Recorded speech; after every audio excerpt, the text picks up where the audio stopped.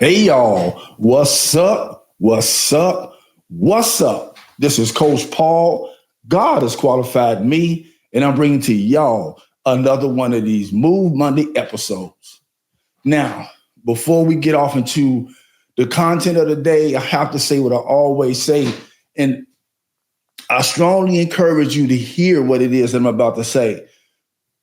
And that is, if you don't move it, whether it's people, places, things, thoughts, ideas, words, right? If you don't move it, it's definitely going to move you. I read a quote earlier today, and it said, "We make the decisions, and then the decisions make us." So it's pretty much the same thing. If you make the decision to not move something, it's going to definitely move you and move you to a place where I can promise you don't want to be and go. So, and sometimes, watch this. Sometimes moving that thing, moving those people, moving those places, moving those things, those ideas, those thoughts, those ways, those words, it's a whole lot simpler than we make it. When I think about my life and these years that my life has changed for the better, watch this. These years that the quality of my life has changed for the better. I remember when I got to milestones and when I reached goals and when breakthroughs happen and when blessings happen, when doors open, I had asked God, I said, sometimes, not all the time, sometimes, but here was the question. I said, God, that's all I had to do. And he said, yep, this is all you had to do. Now, again, so sometimes moving whatever needs to move, it's going to be challenging, right? It's going to be some challenges to get there because not everything is easy. Under the same token, moving some of these situations, it'll be a whole lot easier than we make it out to be in our minds and in our thought processes. 100%. It's almost like, again, when God delivered the Hebrews from Egypt, it was supposed to be an 11-day journey, and they turned it into 40 years. Many of you can think about that and look at your life and say, yep, this is exactly what's been going on. It's been an 11-day journey, or it's been 40 years. And if it's 40 years, it's because, like I said, you're not moving something, and that's something that you're not moving, is moving you. There you go. So let's get off into what we're going to talk about today. Now, I'm going to take a subject from Bishop T.D. Jakes. Thank you so much, Bishop, for what you have done and been in my life in terms of the information and the education that you have poured into me to assist me in becoming a better child of God, a better man, a better person, a better servant, you name it. He's helped me out a great deal with books, sermons, conferences, you name it. He's done a whole lot. But let me get to the point. Bishop T.D. Jakes talked about,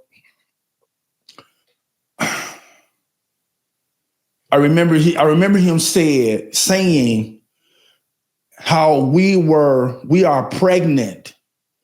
We are pregnant with vision. We are pregnant with potential. We are pregnant with greatness. We are pregnant with ideas. We are pregnant with dreams and gifts and talents. We are pregnant with a lot of these things that is. Let me put it to you like this. He talked about how if you have this burning feeling and desire in you that, there's something else. There's a need to be doing something else. There's more to life. It's almost hard to explain, but you have this feeling inside of you that I'm missing something. There's something more. It's possibly because there's a thing within inside of each and every one of us, right? Which within each and every one of us that wants and needs to be birthed forward. And so he talked about us being pregnant, and we need to birth forward that thing that we are pregnant with. Watch this.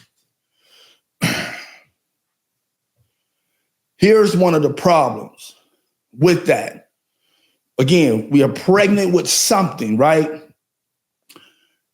And many of us, like I said, if you don't move it, it'll move you. Many of us, not only won't we birth forth that thing, we'll treat that thing like it's a curse rather than a blessing.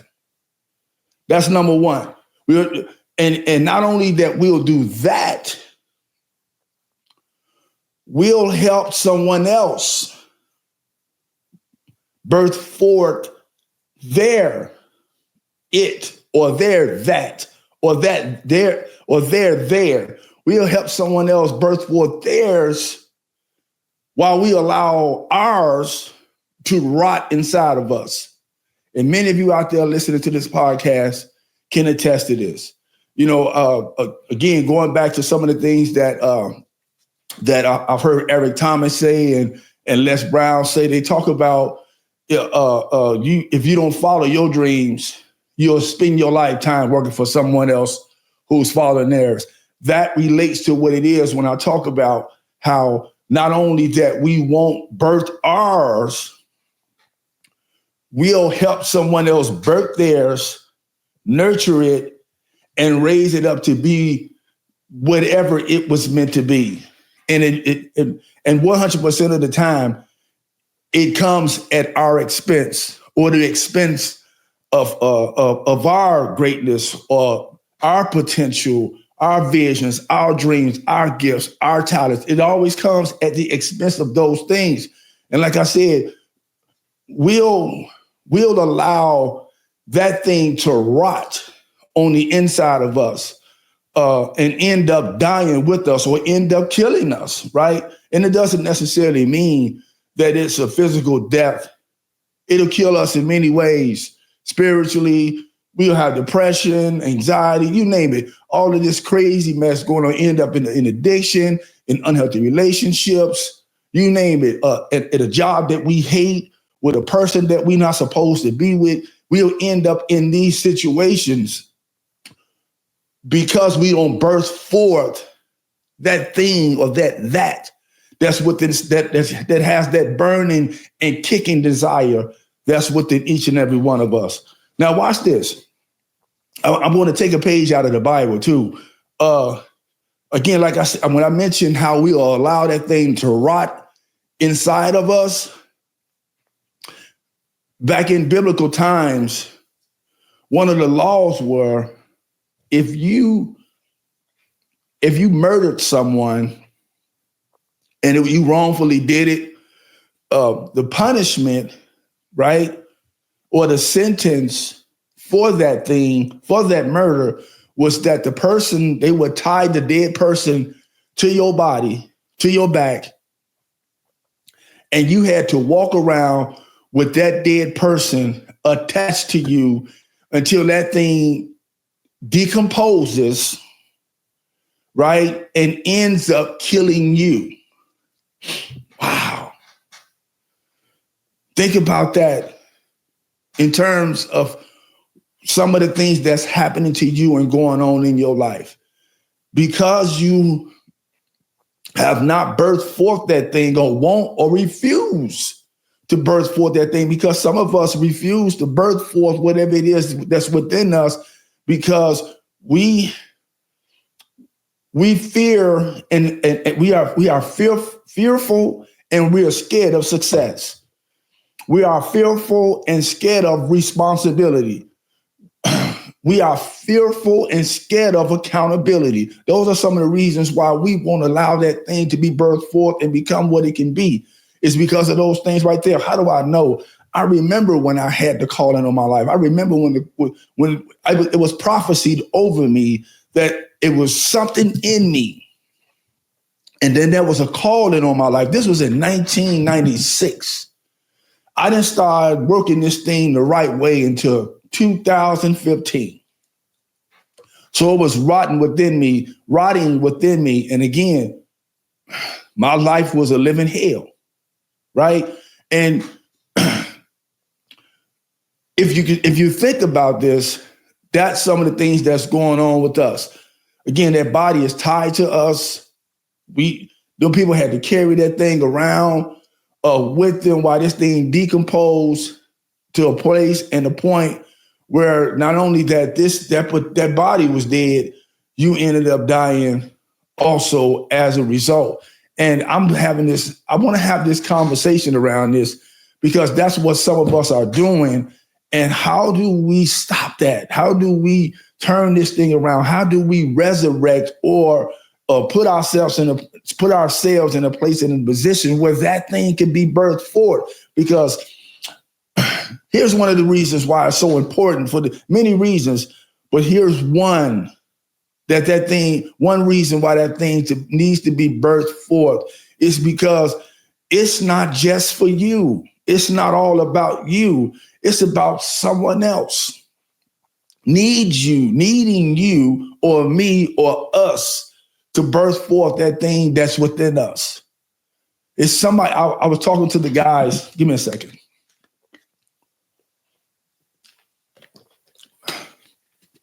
I was talking to the guys at the treatment center that I speak at on Mondays and Wednesdays.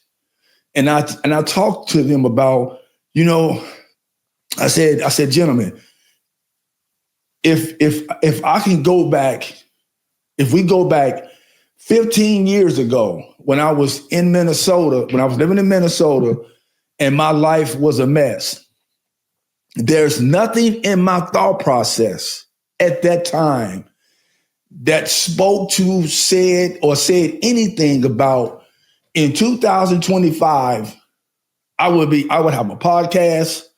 I would be speaking at treatment centers, speaking and bringing the ministry to men who are in prison, working with children who are in continuation or alternative high schools. You couldn't have told me that 15 years ago that this was something that I would be doing with my life. Not only that, you couldn't have told me that when I was living in Minnesota, you couldn't have told me that I'd be living in California doing this.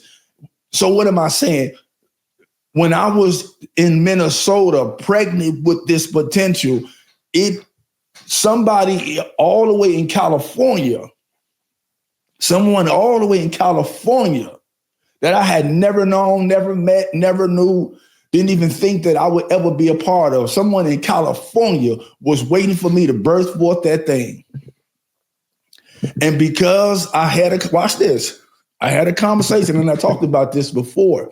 I had a conversation with a guy that was a part of my early recovery. He used to be my sponsor, and he was my best friend, Kevin Horrock. That's my dude. I'm gonna always love that experience or that season that we had because it was an awesome season. I remember what he said to me. Now, this is in Minnesota. I talked about it. I had this awesome job, benefits, you name it. When you talk about a job that has a package with it, I had that.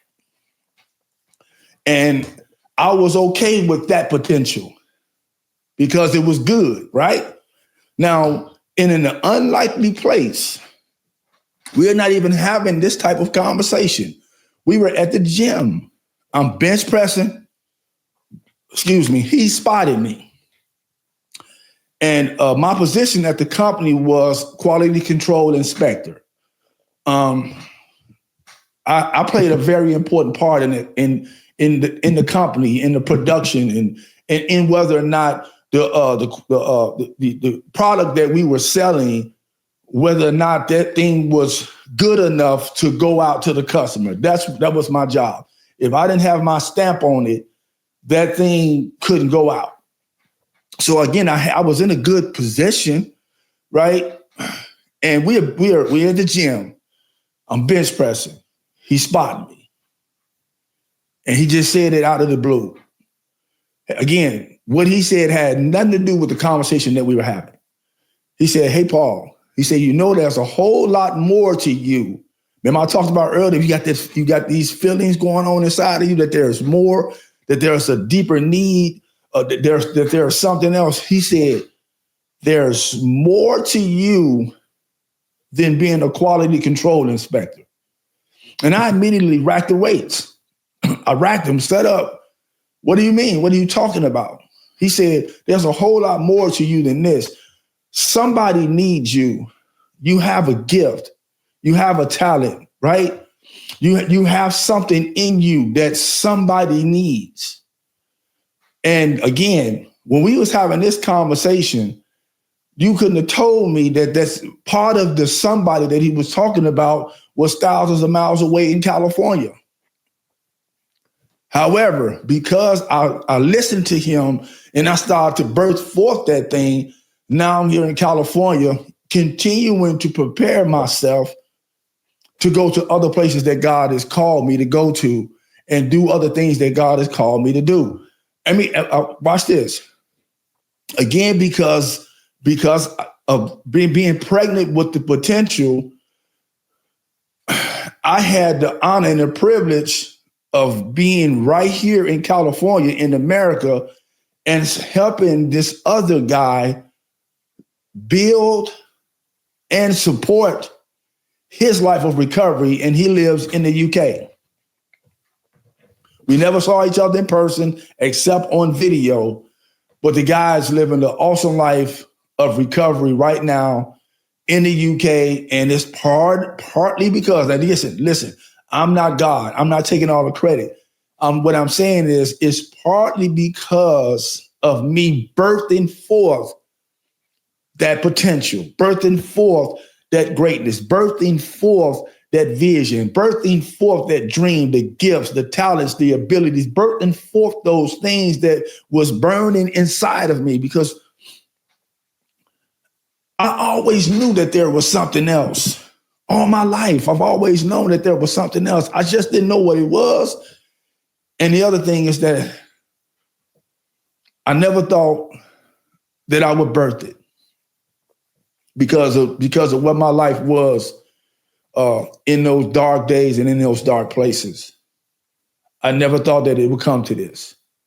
But because I allow it, I'm bringing this thing forth and nurturing that thing, and I'm going to get to that part as well. Nurturing that thing is opening up doors and opportunities, right, for someone else to know that they're pregnant with something. It's opening up doors and opportunities for you to know that you're pregnant with something. And how can we assist you and one another in bringing that thing out, nurturing that thing, educating that thing, feeding that thing, you name it, doing what needs to be done so that thing can grow up and be full blown and make this world a better place. Now, like I said,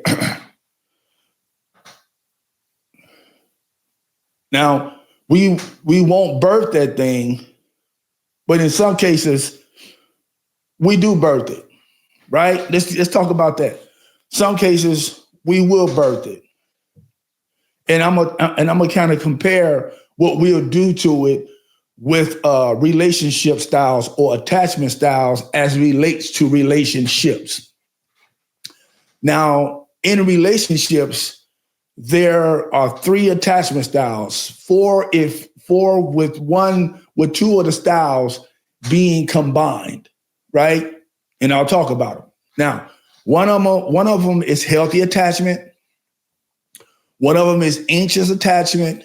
One of them is avoidant attachment. The 4th one, when you combine them together, is anxious avoidant. And I'll explain every last one of them. And I promise you that you will be able to relate to one or a combination of 2 of them. Watch this.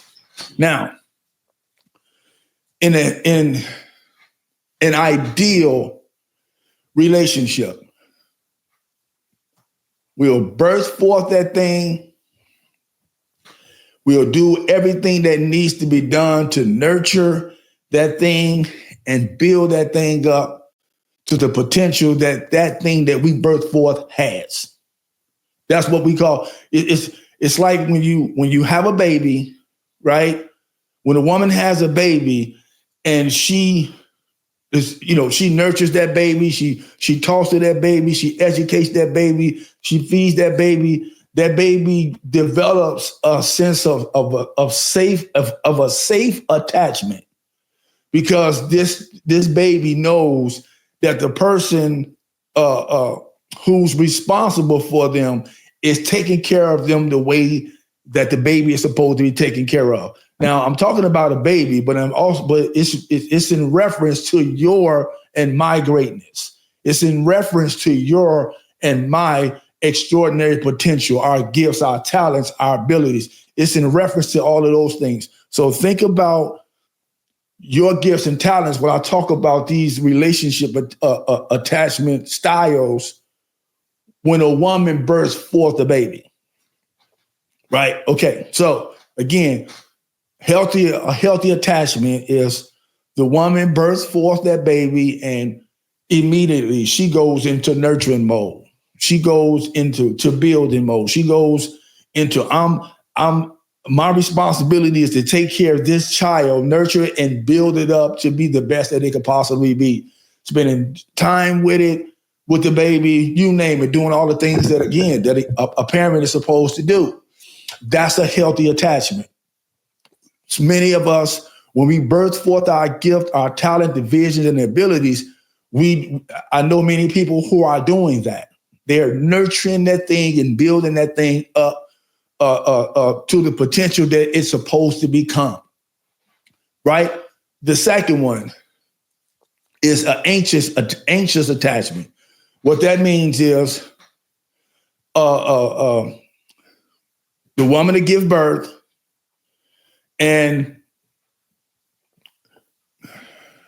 the attention and the nurturing that child needs isn't being given the way that it's supposed to be given, and the child craves for attention. That's what we call an anxious attachment. The child craves for attention. The child is crying out for attention. The child is crying out for connection, a healthy connection. The child is crying out for that. Many of our gifts and talents are doing that right now because we're not taking care of it the way that we're supposed to be. We birth forth that potential, yet we are not giving it the time and the attention that it needs. We're giving it some, but not the time and the attention that it needs. And it develops an anxious attachment. Again, it's not growing the way that it's supposed to grow because it's not getting the connection with us that it needs. That's what happens when we talk about anxious attachment. Think about your gifts. Think about your talents and abilities not being its fullest, the best that it could possibly be. And a lot of times it's because we've had it, we've brought it forth, and we're not giving it what it needs. Let me give you an example. Watch this. My brother, he knows what I'm talking about. One of the things that I know about this guy, he reminds me of King David in the Bible when it talks about how gifted he is or was from a musical standpoint. My brother, David Walker, 100% gifted. 100%. I know this is a dream. I know this is a vision. I know this is something that he was empowered with, that God gave him. He birthed forth that thing, but he didn't give it what it needed to become its fullest. And he lived through his life in mediocrity. I remember telling him, I said, bro, if you don't make an album before you leave here, you will be then left here without doing what you was meant to do. Think about that. If there's something that you know you're supposed to be doing, you know that you're gifted at and talented at, and you're not doing it, there's an ancient attachment going on here. You're not giving that thing what it's supposed to be given so that it can grow up healthy, right? And again, like I told y'all earlier, that thing end up dying and killing you. That's how it happens. Now, the third one is an avoidant attachment. What that means is we have birthed forth that thing, push it to the side, and have absolutely nothing to do with it. We'll birth forth that thing and spend our lives doing another vision, doing another dream. That's what we'll do.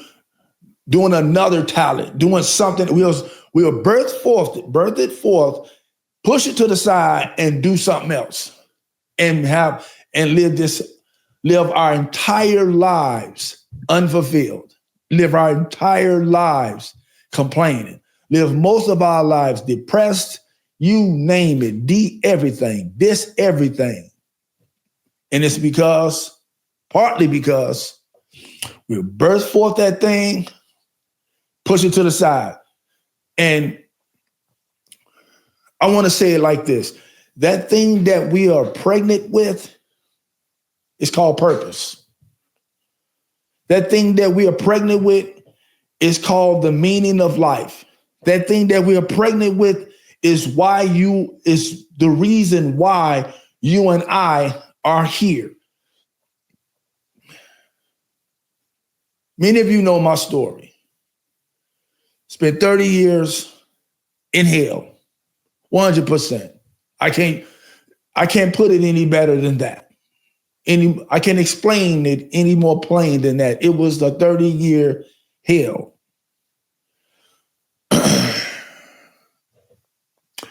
And in those 30 years, I was doing something else, and I was miserable. I was doing what I wasn't supposed to be doing, and my life was miserable as all get out, right? Right? And I couldn't have been further from who I am. And it's because I was doing something else. Didn't understand why I was depressed. Didn't understand why I kept getting high, after trying to get my life together, kept going back, finding myself in the same situation and in the same places. And I'm asking God, how do I keep getting back here? How do I keep ending up in this situation? I hate this. And it was because I wasn't nurturing that thing. It's because I was avoiding that thing. And again, like I said earlier, I knew I had a calling on my life. But I kept pushing that thing to the side and avoiding it. And the last one is anxious attachment. And what that means is, this is what the anxious attachment means in terms of relationship. I want you, but I won't let you get close. I want you, but when you start to get close, I'll avoid you. I want you, but when you start to get close, I'll back off. That's, and what that means for our gifts and talents is every now and then, we'll go and do something that pertains to our purpose and the reason why we're here. And then we get a little bit and then we'll back off. When it starts to get serious, when it starts to grow, when it starts to look like the potential that it can become or that it was meant to become, we start to back off. That's anxious, avoidant attachments. So I want to say this, everybody within the sound of my voice, every last one of us, we're pregnant with something. We're pregnant with, and again, it's a part of our purpose. It's a part of the meaning of why we're here. Many of us, we won't birth forth that thing. Many of us look at it like it's a curse, rather than a blessing, want to abort it. Let me say that. We want to abort it. But then we have that other part that births forth that thing and making that thing grow and shine in the way that it was meant to be. Lastly, I'm gonna say it like this, y'all. You know, some of us, we gotta birth forth that thing, because when you think about your life and the choices and the decisions that you were making, and you're not dead. You're not dead, and you still here. Me being one of them. I should have been dead according to the statistics of what addiction does. And my drug of choice was heroin. I snorted heroin for 30 years. I'm supposed to be dead according to what statistics says and does. Yet I've never OD'd. I've never been in a hospital for heroin use or consumption of any of those things. So I know I got purpose. I know the meaning of my life is still here, and I got to fulfill it. So whatever God is continuing to ask me to birth forth and bring and nurture from a healthy standpoint, listen, I'm not perfect. However, I'm working to make sure that I'm a better person today than I was yesterday. And I'm doing that on a regular basis. So everybody out there in Move Mondays land, Kick Your Butt Out land, YouTube land, please think about this. I mean, all of us are pregnant that's still alive. We're pregnant or we birthed forth something. We're pregnant with it or we already brought it forth. If you're pregnant, have that baby. If you had that baby, build a healthy relationship with it. Because after all, you and I both, all of us has to build the healthiest relationship possible with our purpose. All of us has to build a healthy relationship with the meaning of our lives, with why we are here, why we are still here. We have to, or it's going to be one of these unwanted or unhealthy situations that's going to happen in your life if it's not already happening. Please, y'all, let's move what we need to move. Let's kick out whatever excuses and buts that's in our way so that we can bring forth and build our greatness, our extraordinary potential, the visions and the dreams that God has put in each and every one of us. So, listen, y'all, I love every last one of y'all. There's absolutely nothing you can do about it. This is Coach Paul. Until next time, be well, do the next right thing. God bless you all. And if you're looking for a butt, it's going to always be easy to find one. That is a promise, my friends. Deuces.